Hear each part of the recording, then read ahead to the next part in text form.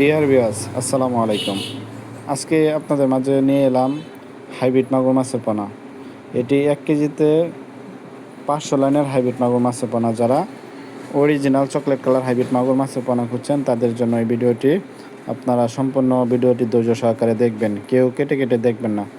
তা ভিউয়ার্স, আপনাদের কাছে ছোট্ট একটা অনুরোধ, আপনার ভিডিওটি ভালো লাগলে অবশ্যই চ্যানেলটিকে সাবস্ক্রাইব করতে ভুলবেন না। অবশ্যই চ্যানেলটিকে সাবস্ক্রাইব করে রাখবেন আমাদের নিত্য নতুন ভিডিও পাওয়ার জন্য। তা ভিউয়ার্স, এই অরিজিনাল চকলেট কালার হাইব্রিড মাগুর মাছের পোনাটি আমরা সারা বাংলাদেশে হোম ডেলিভারি করে থাকি।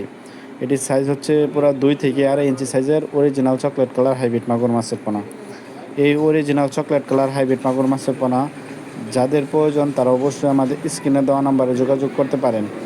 যাদের এই মাছ চাষ করতে চান তারা অবশ্যই, যাদের ব্রয়লার মুরগির ফার্ম আছে তারা একদম বিনা খরচে চাষ করতে পারবেন, ও যাদের ময়লা আবর্জনা পুকুর রয়েছে কিন্তু মাছ চাষ করে সফল হতে পারতেছেন না তারা অবশ্যই এই হাইব্রিড মাগুর মাছ চাষ করতে পারেন।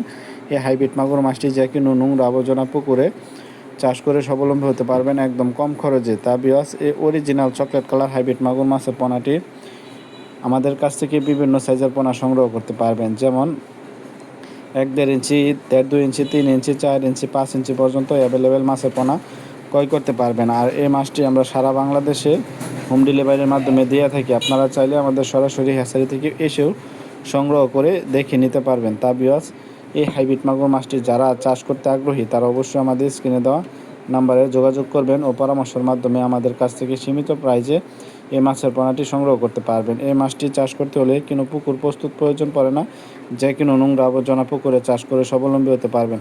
তা ভিউয়ার্স, আবারও আপনাদেরকে কাছে একটি অনুরোধ করলাম, অবশ্যই চ্যানেলটিকে সাবস্ক্রাইব করতে ভুলবেন না। অবশ্যই চ্যানেলটিকে সাবস্ক্রাইব করে দেবেন আমাদের নিত্য নতুন ভিডিও পাওয়ার জন্য। তা ভিউয়ার্স, আজকের ভিডিওটি এই পর্যন্তই। আল্লাহ হাফেজ।